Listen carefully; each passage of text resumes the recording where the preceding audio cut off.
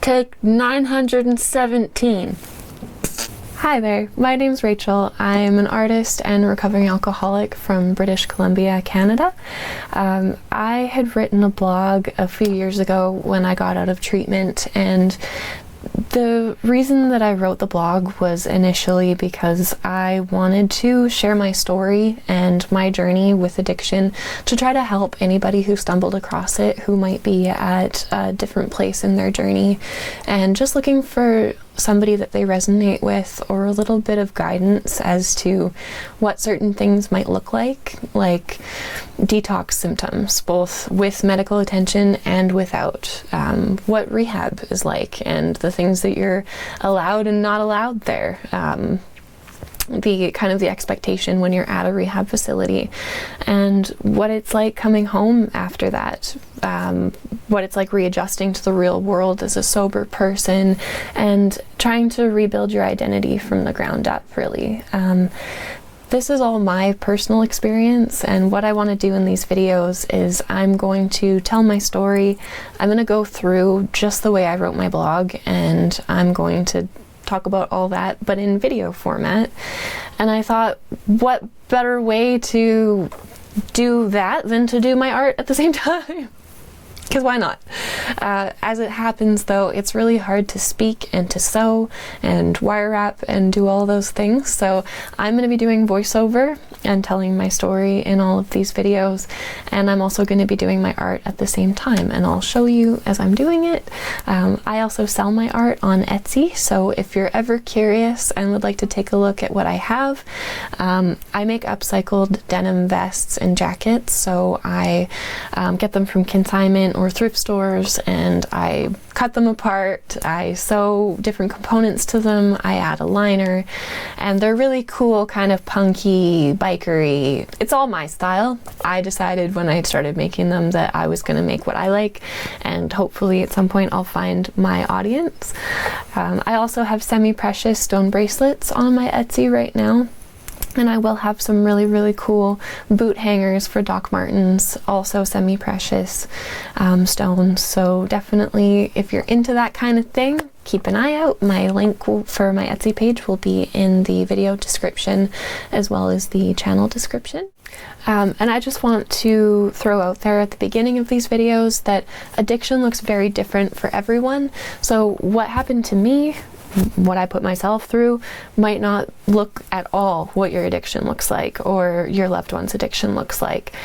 But just know that regardless of how bad it looks or doesn't look, they're suffering, and addiction is very, very hard. So just try to remember to be gentle with your loved ones who are struggling, or with yourself. Try to be gentle with yourself. It is the hardest thing in the world when you are in active addiction to give yourself any grace, but just know that your addiction does not color who you are as a human being. And so with that, let's give this a shot and see what happens. So I've been sober from alcohol for almost 4 years. It'll be 4 years this July on my 31st birthday. The fact that I can say that is absolutely insane to me, considering how far off the deep end I went. It is the best thing that I have ever and will ever accomplish, getting sober. I'm even thankful for having gone through my addiction now. I wasn't at first, obviously. It's really hard to feel thankful for something so painful. Hindsight allows for perspective, though, and the way that I'm allowed to see the world now and the empathy that it's lent me is just... I wouldn't be who I am without that time of my life. When I was younger, I didn't really like the taste of alcohol, but I liked drinking with my friends on weekends, sneaking out and getting drunk at house parties, you know. I actually preferred weed as I got out of high school, and I smoked that more frequently. I quit smoking weed in my early 20s, and that's when drinking ramped up more. I live in wine country in the South Okanagan in British Columbia, so virtually everyone here drinks to at least some degree. We have about a gazillion wineries and breweries spread between Osoyoos, Oliver, Penticton, and Kelowna, as well as a bunch of distilleries too. I justified it for a long time as being normal for a 20-something to party a lot. The lines between control and excess were blurred frequently though, and I spent many mornings wondering what happened the night before, reading through messages that made me feel sick to my stomach because I called someone crying again and made them worry for my mental health, or I reached out to someone I had a crush on and made an absolute fool of myself. I started to worry that I had a problem after a medical issue came up in 2019. It was misdiagnosed a couple times, and I was in so much discomfort. Over-the-counter painkillers weren't helping, the doctors weren't giving me anything, but alcohol numbed the pain. So I would drink until the pain would go away, and then I would wake up not remembering how or when I fell asleep. I also, at this time, started to have a bit of a challenge eating food without drinking first, and the tremors started around now. I started seeing someone for a while around this time, and I remember telling him at one point that I felt that I had a problem, and he flat out said to me, "You do not have a problem." I didn't totally believe him, but the sureness helped convince me for a little while. Unfortunately, his lack of awareness and my own disregard for my personal health led to a lot of toxicity and the eventual demise of that relationship. I also decided to move because going to a new place and picking a career and going back to school was definitely the answer to my problem. It was not. Just a spoiler alert. I did go, though. With the help of my loved ones, I gathered all of my things and I moved to Vancouver to attend Blanche Macdonald. It's a makeup school. I really wanted to get into special effects and prosthetics for TV and movies. I truly believed I would be able to get sober by myself. I thought being away from my family would be helpful because I could go through the detox symptoms more openly and I could come back to the Okanagan and show everyone how well I was doing. I made a decision, and I was actually really proud of myself for picking something and for making a big move to a new place. Things did not go well. My first apartment was a nightmare, and I drank even more. My second place was a dream come true, but once my program had started, I quickly came to realize that I was too unwell to actually do any makeup. I could barely hold a brush still because I had such bad tremors all of the time. I had to step away from school as I was hospitalized for the first time after about a month of classes. I had been drinking so heavily that the withdrawal symptoms, when I was without alcohol for any number of hours, got really intense. I tried on several occasions to quit alone, but the withdrawals would escalate, and I'd chicken out and buy a bottle to soothe the sickness. This is about the time when the pandemic hit and everything shut down regardless, which was extra not good for me. Being alone in my apartment with no family to answer to, my alcoholism came to a raging precipice. I was dying and I could actually feel it happening, which is a feeling I'll never be able to forget. My body was turning on me. I remember thinking that verbatim when I was walking into my bedroom and I looked down at how dirty the floor was and my socks were and the psoriasis that I'd never had before in my life all over my legs. I'd been feeling it for a while. I couldn't keep food down without slamming a few shots first, and I would usually throw up after the first shot before my stomach would start accepting the vodka, and then minimal scraps of food. I'd become so weak that I couldn't stand without using the walls or grabbing onto things to hold myself up, and this also meant in our really old apartment with a slippery clawfoot bathtub that I couldn't shower, not for lack of trying, but I fell and I smashed my face into the porcelain sink and cracked my front tooth, so the fear of falling on top of the lack of strength kept me mostly bedridden for quite some time. I remember calling my mom one afternoon when I hadn't been able to move for a while. I was foggy, but I was actually worried about myself. I'd thrown up blood once at this point, and she thought I should call 911, have an ambulance take me to the hospital, so I did that. They kept me there for a few days while I detoxed and let me go. And I say let me go because in the 7 times I was hospitalized that year, I don't think there was a single time they actually okayed me to leave before I forced them to let me go home. I hate the hospital, but I feel bad in hindsight. The nurses and doctors were really concerned that I wasn't going to make it. My liver was showing signs of damage and my use was so heavy that I had a detox seizure while in hospital. Audio and visual hallucinations. I'll elaborate more on those in another video.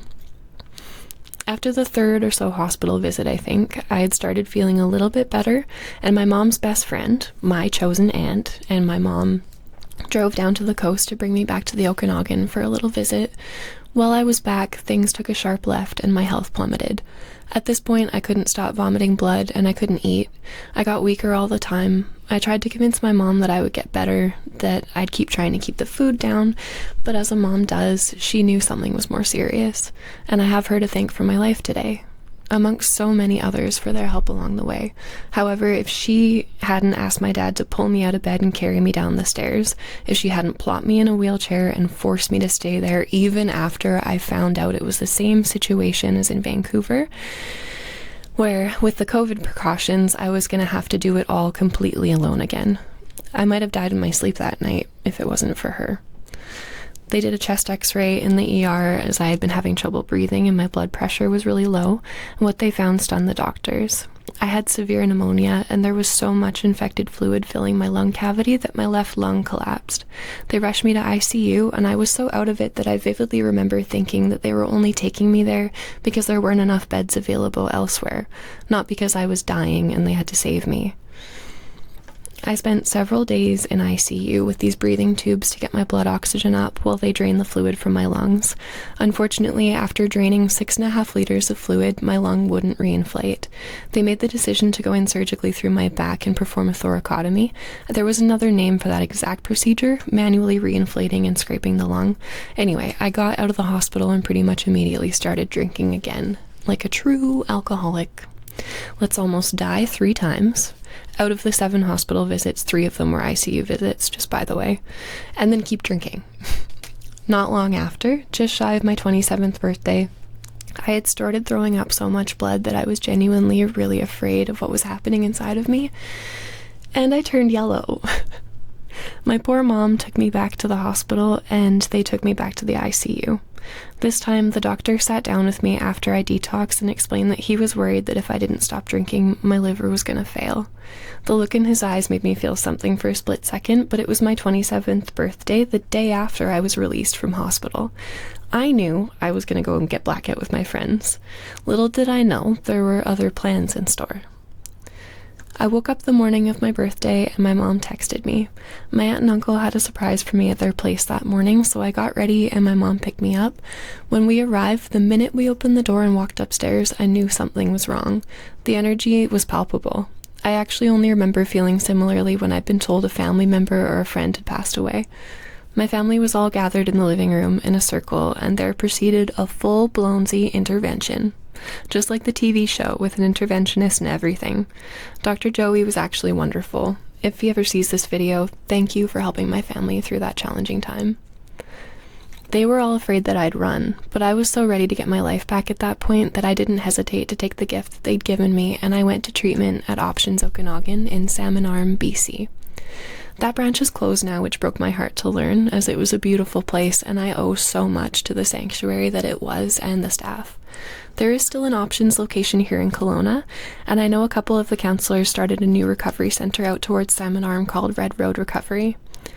I spent 6 weeks in total in treatment, and I have been sober from alcohol since my 27th birthday on July 13th, 2021. I'll be making more of these videos following the same pattern as I had written about everything in my original blog, so please like and subscribe if you're into recovery content and crafting, or don't. If someone you know is struggling with addiction, please feel free to share any of my videos or send me a DM with any questions. I also have resources for addiction linked in my channel bio and the video description. Everything that I talk about and will be discussing in these videos is entirely my own personal experience. Addiction does not present the same in everyone, and the path to reaching sobriety is not a one-size-fits-all either. I just hope to help in any way that I can by sharing my journey and opening the conversation.